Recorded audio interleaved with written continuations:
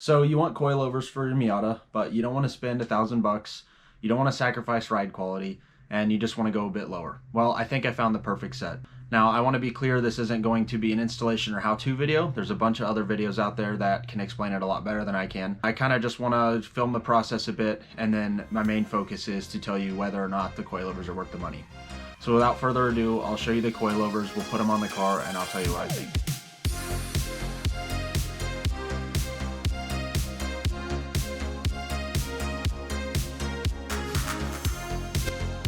These are the Meister R Sportive coilovers. At the moment, I've only was able to find them for the Miata, but they do have higher end coilover options like the Zeta CRD, which you can buy for a lot of other different cars. They have 6K spring rates in the front and then 5K in the rear, so a lot softer than a lot of the other ones out there, which I actually prefer. I'm aiming to increase the ride quality but also go a bit lower, and I'm not trying to slam the car. So if that's your goal, I don't think these are going to be the ones for you. I actually have a set of eBay max speeding rods, ones that I got for free actually when I bought my wheels and tires.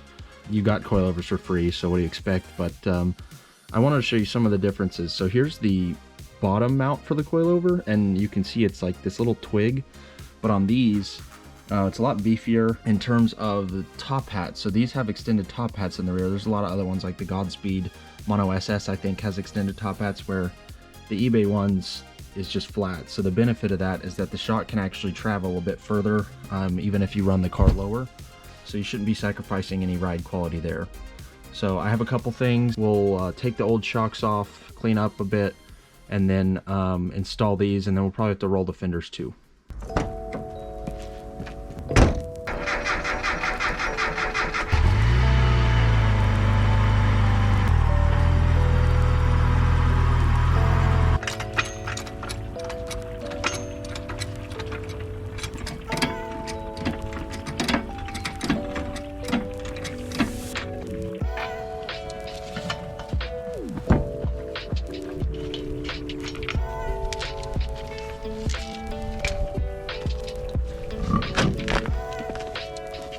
So now that we have all the wheels and tires off, I'm going to be addressing all this dirt. This car has 260,000 miles, so definitely is in need of a good cleaning here. And then anything I clean, like this area, I think I'm going to put some undercoating on it just to keep it protected, and also it's going to kind of darken, make everything look a little bit darker black in here. So we'll get started doing that next. To clean the fender arches and everything, I'm going to be using my wheel cleaner and then just a couple brushes and then pressure washer.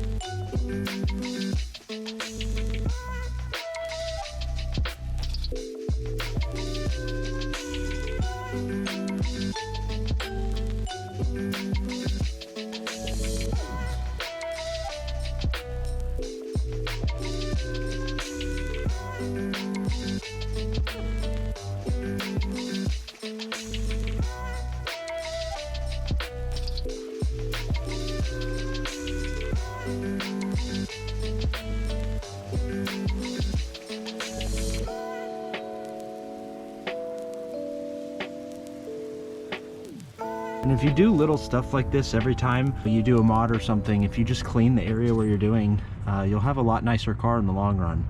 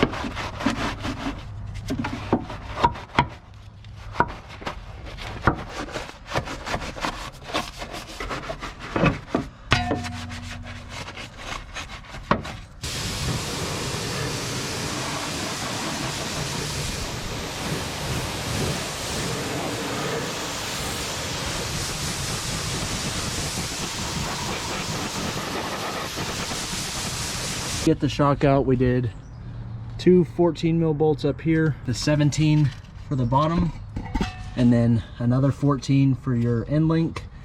And then tried pulling it down like this. A lot of people have done that. We found it was a lot easier to, first you have to take the sway bar bracket.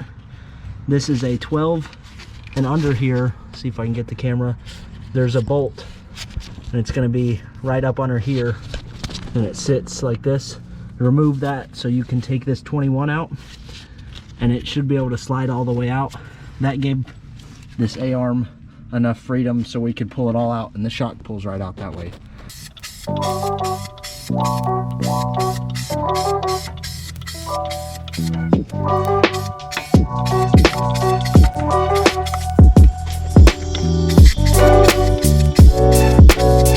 So we got this side totally done. The lighting's kind of bad, but everything is undercoated in here. Looks nice and fresh.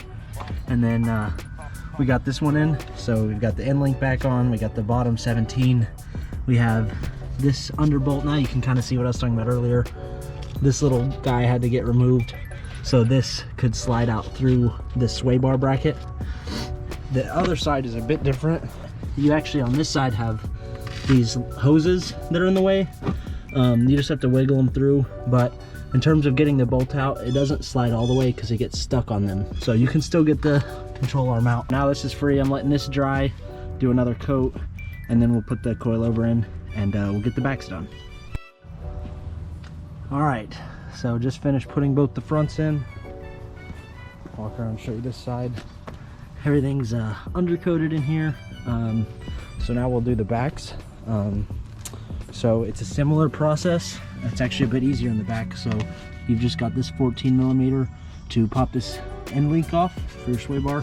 You've got a 17 millimeter here, and then behind you've got the two 14s on the top on either side. And the reason I say the rears are actually a bit easier than the fronts is now we don't have to do the control arm. So this doesn't need to be free to drop it low enough. You actually should be able to just, once all those bolts are loose, you just kind of stomp down and you'll be able to pull it out pretty easy. So I'm gonna get all this, get the old one out, undercoat it, and then throw it in, and I'll show you guys after. This will kind of give you an idea of what I'm saying about stomping on it. So all the bolts are out, and now it's kind of wiggly like this. So what you want to do is kind of stomp.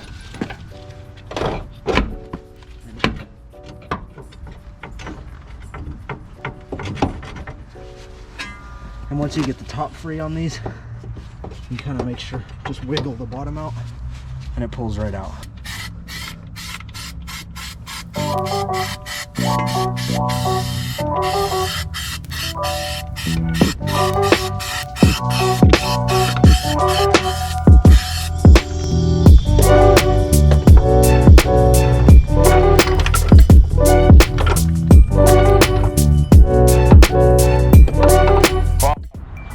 Okay, got the coilovers fully installed all the way around. This is what they look like at the lowest setting, and on the fronts, it gets a lot lower in the fronts than it does in the rear, which I think is typical. The reason why this fender looks like a wavy piece of bacon is because I tried fender rolling. I'm gonna attempt to roll the fenders, but it was no good. So we're gonna probably about next week or something get them rolled by someone who actually knows what they're doing. If you've never rolled fenders before, it's not as easy as it looks in the videos. So that's why these wheels are off now, because there's no way they're gonna fit with me doing the fender rolling. And that actually gives me time. I want to get them painted anyways because I'm not a huge fan of the black on black. So we'll do that in a video too. But for now, we will take it out on the road on max low, and I'll kind of see how the ride quality is on them. So initial impressions after a couple days of driving. I don't think I could have bought better ones with the money, which I haven't talked about yet. So these were actually $5.99. I bought them about a week ago, and I guess I caught them on sale. Normally they are $6.99, but even for $6.99, I'd be well pleased with the purchase. Kind of in the price range of Godspeed Mono SS, I think, maybe the Teen Flexies or the Street Advances. Well, I think the reason why no one has been talking about these is because they don't have adjustable dampening, which for me isn't an issue. This is a street driven car. I didn't actually care to have that as long as the spring rates and the preset dampening that they come with is sufficient for potholes and things. I've noticed an increase in ride quality from the stock shocks. Now that could be because mine were super old. I don't know if they've ever been replaced. Like I said, it's a very high mileage car, but in any case, they feel like OEM plus, which is exactly what I wanted. Now, if you're, you know, taking this on the track or do super low, I don't think these would be the ones. For me, I wanted a daily driven car that sits a bit nicer, and that's exactly what I got. Well, they don't go that low in the rear, so you're not gonna be slamming anything on them. And I'm sure the people that want track-oriented coilovers probably like the idea of the adjustable dampening. But for me, this is perfect. But what I also like is that it's a company that you can actually get in touch with if you need to. So you can just shoot them a message on Facebook if you needed to. And it's just nice to have some sort of accountability for them rather than just getting some off of eBay and kind of being stuck with whatever you got. I think for sub 1,000, I don't think I'd get anything else. Of course, if you guys have any questions about the coilovers, leave them in the comments. I'm gonna do my best to respond to them all. I'll also be posting updates about the longevity, how they last. I really appreciate you guys watching. Of course, if you guys liked the video, please consider subscribing and giving it a like. But other than that, we'll see you guys in the next one.